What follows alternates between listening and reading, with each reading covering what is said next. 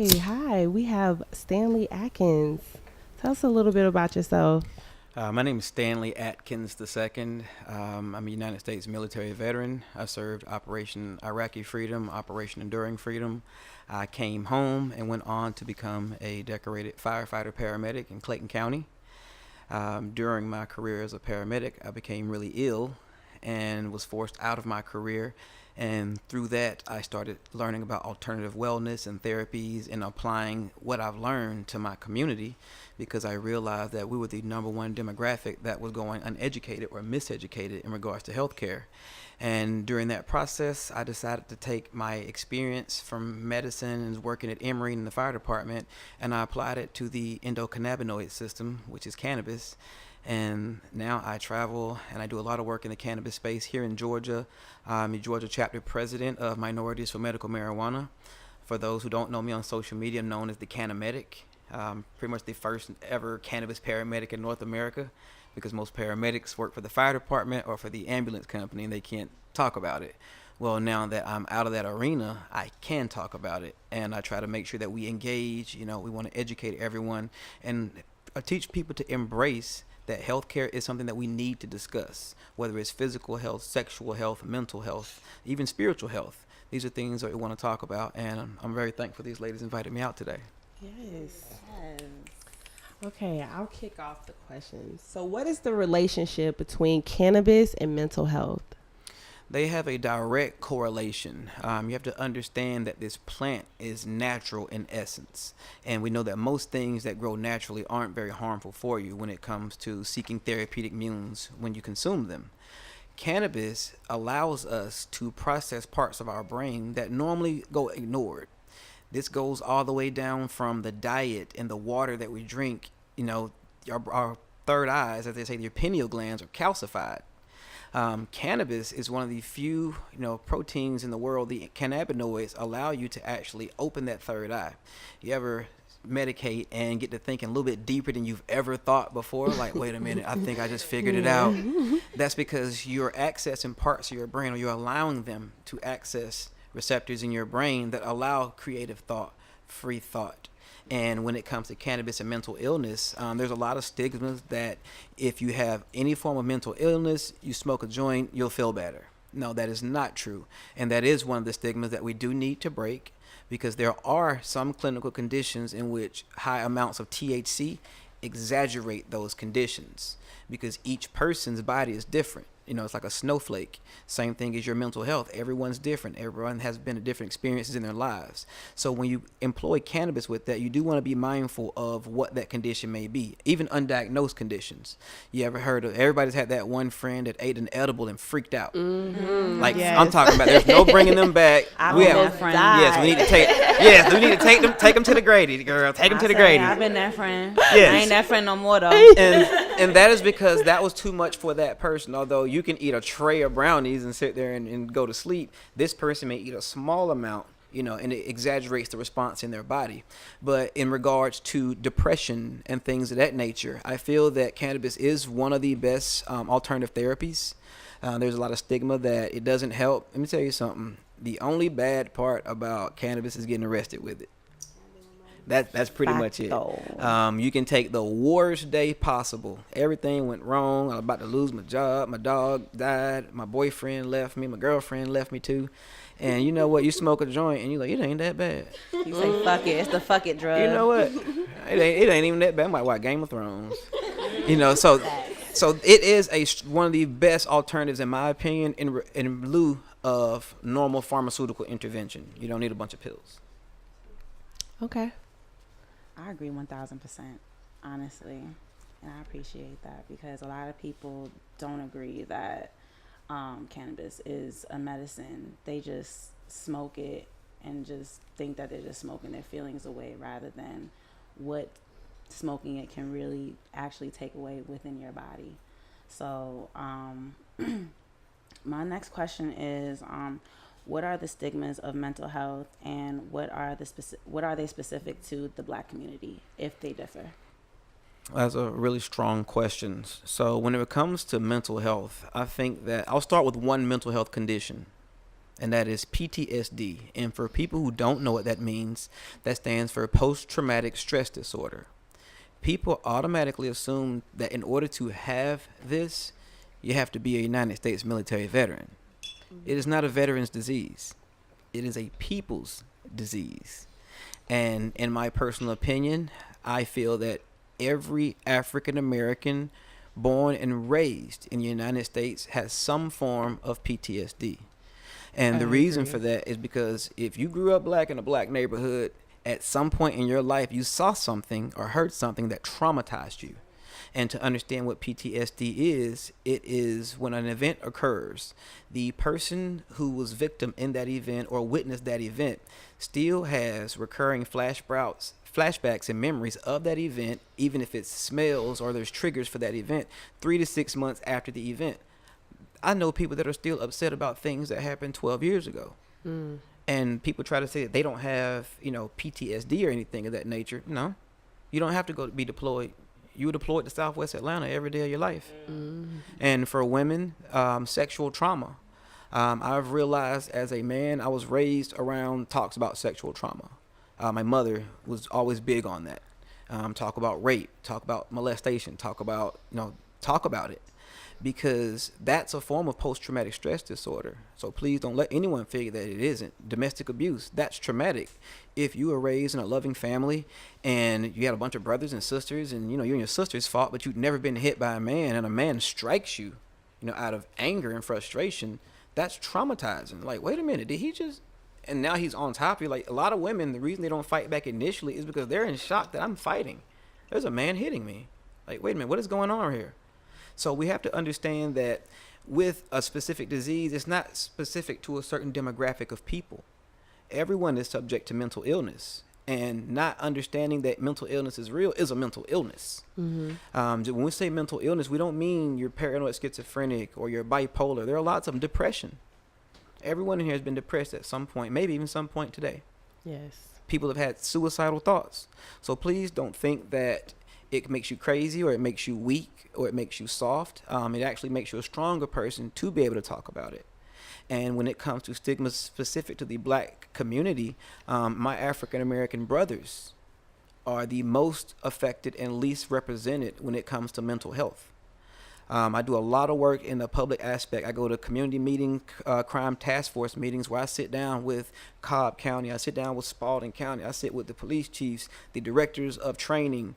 And because they have, some of these communities have open discussions on how can we engage better. And there, some are offering training. It's critical incident training for emotionally disturbed persons. Because if I'm a police officer, I spent 7.5 years as a paramedic. We work right next with the police officer. Because usually if you need a paramedic, you probably need the cops too. Yeah. If this man is outside, belligerently going off, we don't know what it is. The cops have a solution for that. And it's usually at the end of a gun. At minimum, taser, pepper spray, and a very physical altercation. Whereas, who's to know he may not be off his medication. He may have lost his job, so he lost his insurance. His girlfriend left him because she said, I ain't got time to deal with this, you and your issues. When he's been on his medications, he's normally been pretty stable. But he's out of his medications. His buddy tried to self-medicate him today with some Cavassier, and they smoked some blunts. Or he may have tried a new drug today. Like, you know what, I'm going to try some cocaine for the first time. Or I may try one of those synthetic drugs or something to help me out. And it sends him into that belligerent state. Law enforcement aren't there to try to see if you need medical attention or not. They're trying to see how can we get him in handcuffs and booked without hurting ourselves. Now, we need to understand that many of these black males need hospitalization and not incarceration, because once they get incarcerated, that mental health is then exaggerated, because not only did you just take him to a place where last thing he needs to be locked in a box, but he's locked in a box with a lot of other men with mental illness. And he's seen as the weak prey. When he went in for a public disturbance charge, now he's leaving with an aggravated assault charge because they kept pressing him. They didn't realize he was a mental patient. Now, the infirmary is overbooked, and there are a lack of resources being allocated to the minority males in regards to mental health and the public health. Mm-hmm. That kind of because I really wanted to, because the black men having an issue in mental health, because they don't talk about it, no.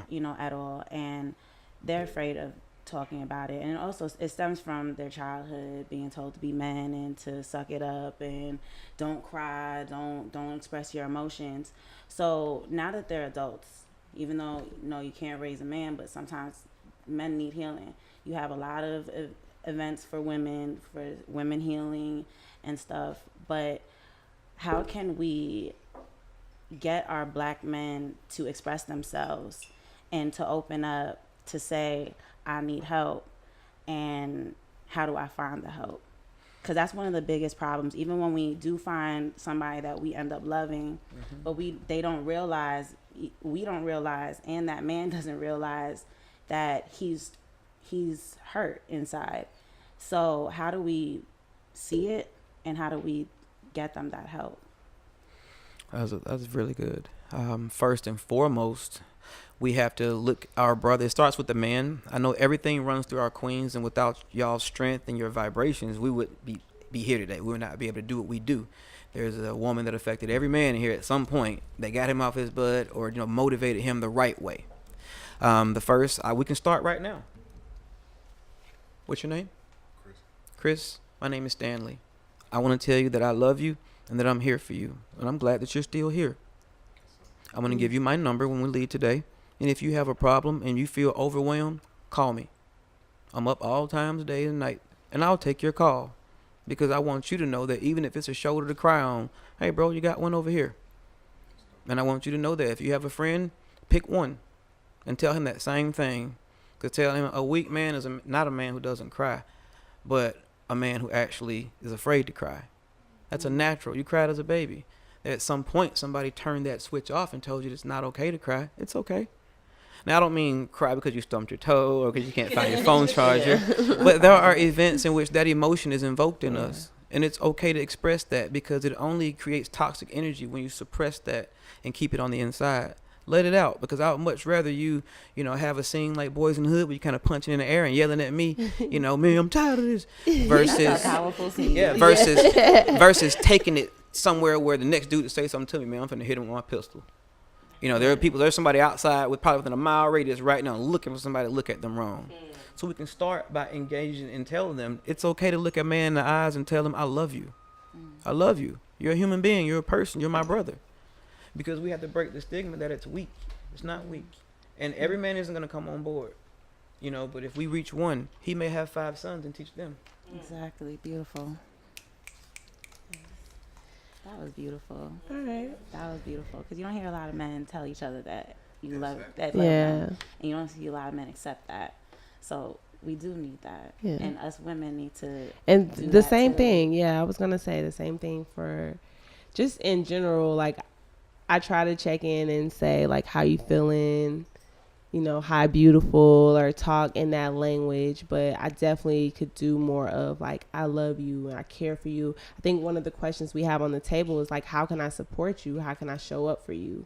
I think that that's important to kind of do that. I have friends that definitely check in on me when I go silent, just checking in. If I'm expressing like car issues or anything, they're like, oh, do you need a hand? Stuff like that. So that is definitely important. So yeah, I appreciate that.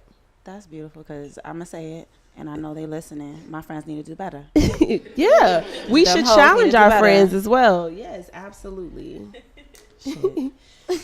So the next question is, what do you feel about this statement? Are those with mental illness using it as a result to having a mental... Wait, let's see. Let's see. Yeah. What are your thoughts on this question? Are those with mental illness using cannabis to help with symptoms, or are they using it as a result of having mental illness? Both. You're using it as a result. You're using it because you have it. Let's just say I was in a car crash and I saw my best friend get killed next to me, but it also broke my pelvis and my femur, and I have a rod in my femur, and I have spinal fusion. My back hurts. I'm smoking, one, because my body's in pain, and these Girl Scout cookies help me be able to go do yoga. And 2, I'm also smoking this joint because I miss smoking with my best friend who was in the car with me. Yeah. So it's both. And I tell people all cannabis is medical cannabis. And the way people are like, what do you mean? But they got medical and recreational. Those are just titles, like Equate versus Tylenol. Have you ever heard the term recreational alcohol or medical alcohol? No. How many people have a drink at the end of a long day because they're stressed? That's medicating with alcohol because you're seeking therapy through that alcoholic substance. So they should start putting that in the medical section. Start putting at least red wine in the medical section, in the PMS section, right there for the feminine products. Why? Yeah. Because, hey, this is another anti-inflammatory, and we're using it. It helps me relax. So, yeah, it's a little bit of both. Okay. Well, the last question. What's the future of cannabis in regards to it replacing medication? How do you feel about that?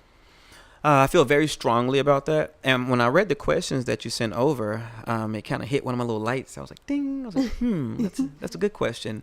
You have to be careful when you're in the healthcare spectrum with the verbiage and how you say, because people will cite it, they'll record it and quote it, and they'll put it in a blog. Cannabis will not ever replace the psych medicine industry. So for people who take psych medication, it's not going to replace it. And I tell people, don't go out with your intent for cannabis to replace all your psych meds. If you need these 6 pills a day to keep you from biting the head off your teddy bears, then okay, you know what you need right now, but we're not just going to say stop taking all your pills a day and smoke a joint. Because prescription drugs create a chemical imbalance. When physicians say, oh, you got a chemical imbalance. No, your chemicals are balanced. You're just balanced in the wrong way. They create the chemical imbalance when you put chemicals in. So you actually have to be careful when you're getting off certain psych meds because they do have side effects. So I feel that cannabis can be used in place of certain psych medications, but not all of them, because there are certain psych medications for specific patients that are therapeutic for that specific patient. You know, everybody can't go natural. I have realized that there are some people with some things that need to be mitigated scientifically. In order for that person to have a more productive quality of life. But Xanax, the benzodiazepines, your Ativans, your Valium, I see a lot of patients more so going for cannabis versus their meds, because I know wives are like, listen, I'm always on edge, I'm always nervous. I feel like that sense of impending doom, something bad always about to happen. I'm checking doors and checking windows. She normally take a Xanax, but then she can't really make love to her husband. She's like, I turn into a zombie. My husband gets upset. I don't spend time with him. Now I smoke a joint. It takes that edge off, or I use CBD. A lot of people are using CBD. It's a very, very strong alternative for a lot of people. It's shown some strong results. So that may be for the person with paranoid schizophrenia. They may want to try CBD. But I think there's a balance for the people who need it and that it'll work for. They're going to be more and more open to it. And for the people who do need certain medications, I think that they'll try to wean themselves off the stronger ones and try to supplement it with that. Okay. Well, thank you so much, Stanley. Thank you so much, ladies. Let everyone know where they can find you. You can find me online, Stanley Atkins II, like Facebook, but I'm known as the Canamedic, TheCannimedic. That's on all media platforms, YouTube, Instagram, Twitter, Facebook. Like I said, I am the Georgia chapter president, Minorities for Medical Marijuana. We do have some more events coming up for you. And I want to continue this discussion since the ladies brought out the first one to really bring this out. I think that it's only right that I can do the other end on my side, and we'll hold a men's event like this. Yes, absolutely. Yes. So we'll hold all questions to after Stanley. But no, definitely round of applause. Definitely. Yes.